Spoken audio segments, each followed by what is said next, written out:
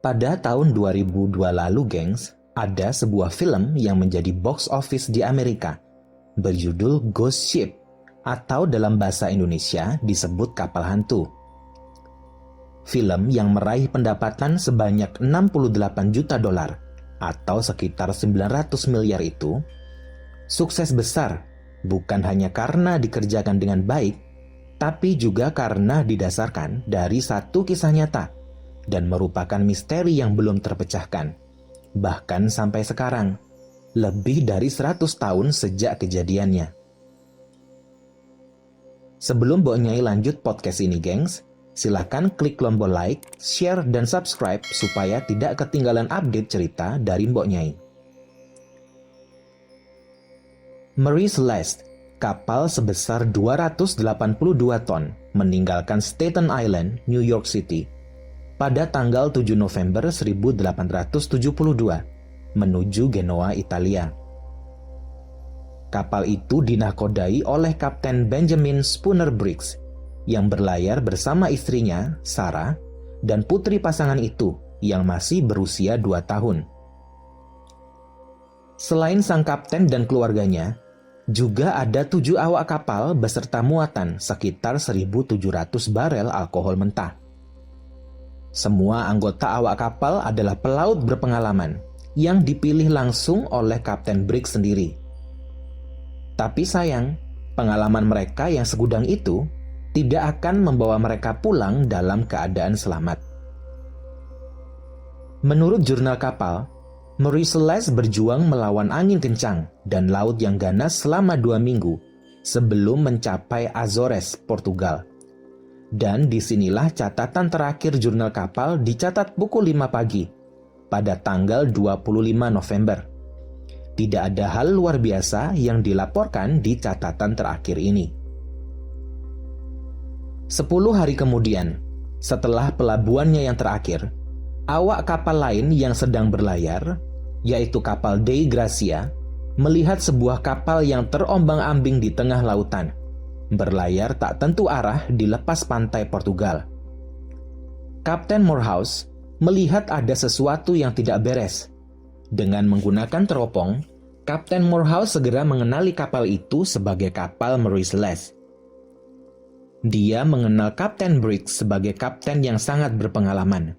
Dan karena Marie Celeste telah berlayar sebelum kapal Dei Gracia, Marie Celeste seharusnya sudah mencapai Genoa pada saat itu. Morehouse kemudian mengirim rombongan awak kapalnya ke Marie Celeste untuk melihat apa yang sebetulnya terjadi.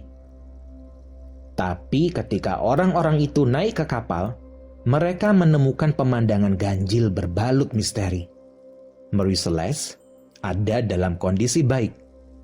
Kargo yang berisi alkohol utuh, layar dengan baik terpasang, tetapi kapal itu kosong. Tidak ada tanda-tanda kehidupan manusia, tidak ada tanda-tanda pertarungan atau aktivitas kriminal. Dokumen kapal hilang, selain dari jurnal kapten yang sangat penting. Barang-barang pribadi kru masih berada di dalam pesawat. Pakaian mereka terlipat rapi dan dikemas. Petunjuk terkuat berpusat pada sekoci yang hilang. Tanpa tanda-tanda kekerasan atau pencurian yang terlihat, sepertinya kapal telah ditinggalkan dengan tergesa-gesa. Mungkin telah terjadi sebuah momen teror atau kepanikan yang tidak diketahui alasannya. Maka saat itulah, gengs, salah satu misteri laut yang paling terkenal terjadi. Orang-orang mulai bertanya, di mana Kapten Briggs beserta keluarga dan seluruh krunya? Apa yang terjadi? Mengapa kapal yang masih ada dalam kondisi baik ditinggalkan begitu saja? Kalaupun terjadi perampokan, kenapa semua muatan masih ada di tempatnya semula dan tidak tersentuh sama sekali? Anggota kru Dei Gracia kemudian mengarahkan Marie Celeste ke Gibraltar, di mana pengadilan maritim Inggris memulai investigasi untuk menyelidiki apakah yang sebetulnya terjadi. Investigasi ini juga berupaya memutuskan apakah awak kapal Dei Gracia berhak atas pembayaran asuransi Marie Celeste sebagai kompensasi untuk membawa kapal tersebut ke tempat yang aman. Namun, karena kasusnya yang misterius, Jaksa Agung mencurigai adanya kejahatan dan melakukan penyelidikan selama 3 bulan. Akhirnya awak kapal menerima pembayaran, tetapi itu hanya 1/6 dari $46.000 dari nilai total asuransi. Dalam penyelidikan yang dilakukan oleh Pengadilan Maritim Inggris, semua jenis teori diuji. Tetapi satu teori yang menjadi paling populer adalah bahwa Marie Celeste diserang oleh bajak laut yang membunuh kru dan membuang mayatnya ke laut. Namun cerita ini memiliki beberapa kelemahan. Pertama, pembajakan tidak umum terjadi di daerah tersebut pada saat itu karena kehadiran Angkatan Laut Inggris yang kuat. Juga tidak ada tanda-tanda kekerasan atau perlawanan apapun. Juga fakta bahwa muatan dan semua barang pribadi tidak tersentuh berarti teori bajak laut tidak masuk akal. Tidak ada yang benar-benar percaya bajak laut akan bersusah payah mengambil perahu dan membunuh awak hanya untuk meninggalkan kapal dengan seluruh muatannya. Menurut New England Historical Society, hakim dalam kasus tersebut, Frederick Solly Flood, mencurigai Marie Celeste ditinggalkan karena aktivitas kriminal. Tetapi, bersama dengan semua orang yang memeriksa kasus tersebut, pada akhirnya dia harus mengakui bahwa dia tidak tahu persis apa yang terjadi. Sementara investigasi itu berlangsung, kapal hantu Marie Celeste menjadi sensasi media internasional. Banyak orang yang berspekulasi dan membuat teori. Di antara banyak teori itu, ada 3 teori yang mencuat dan menjadi perhatian umum. Teori yang pertama nih gengs, penculikan alien. Teori alien sebagian besar berkaitan dengan fakta bahwa laporan surat kabar awal mengklaim kru Marie Celeste meninggalkan kapal dalam kondisi yang sangat bersih, dengan makanan masih tergeletak di atas meja, dan entry jurnal terakhir ditulis tepat sebelum ditemukan.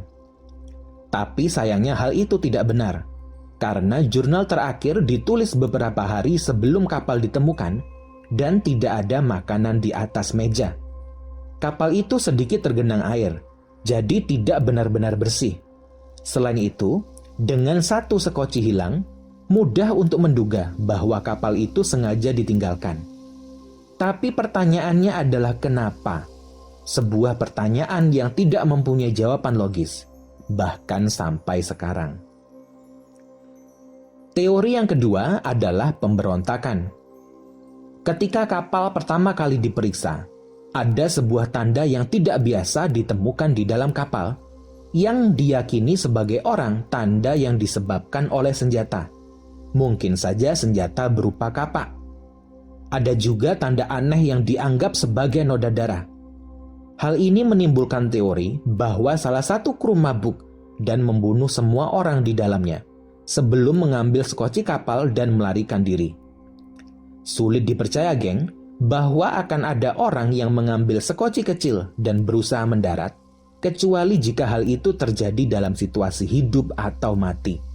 Dan juga pada akhirnya ditemukan bahwa noda darah yang ditemukan di kapal kemudian diketahui kalau ternyata bukan darah sama sekali, dan tanda kapak hanyalah keausan normal yang biasa terjadi di kapal. Selain itu, tidak ada banyak alkohol untuk anggota kru, karena alkohol yang menjadi kargo kapal tersebut adalah alkohol untuk industri dan tidak dapat diminum. Alkohol itu bukanlah jenis alkohol yang membuat mabuk dan yang mungkin memicu pemberontakan. Semua kru dipilih langsung oleh Kapten Briggs, pelaut dengan catatan yang sempurna. Meskipun pencarian kru di pelabuhan di seluruh dunia, tidak ada satupun anggota kru dari Marie Celeste yang pernah ditemukan. Sampai sekarang, bahkan kuburannya pun tidak ada. Teori yang ketiga adalah bencana alam. Banyak teori berpusat pada gagasan bahwa lautan menyebabkan hilangnya kapal Marie Celeste. Mungkin kapal dihadang tornado atau gempa hebat. yang menyebabkan kerusakan dangkal dan membuat para kru berpikir secara keliru mereka akan tenggelam. Dengan pemikiran tersebut, maka tidak heran mereka akan terburu-buru menaiki sekoci. Tapi teori ini pun tidak bisa dibuktikan kebenarannya dan terasa mustahil dalam kasus ini. Setelah investigasi selesai, Marie Celeste akhirnya menemukan pemilik baru dan kapal ini berlayar selama 12 tahun lagi sampai kaptennya sengaja membuatnya karam ataupun kandas.